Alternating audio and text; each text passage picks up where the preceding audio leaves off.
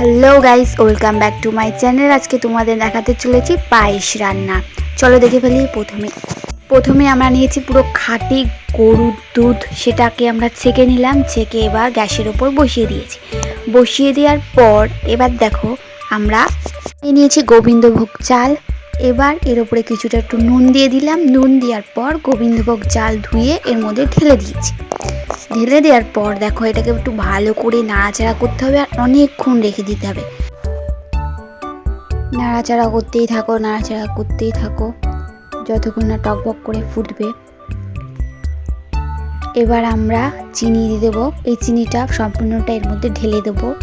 যার যতটুকু পরিমাণে চিনি লাগবে সে ততটুকুই দেবে।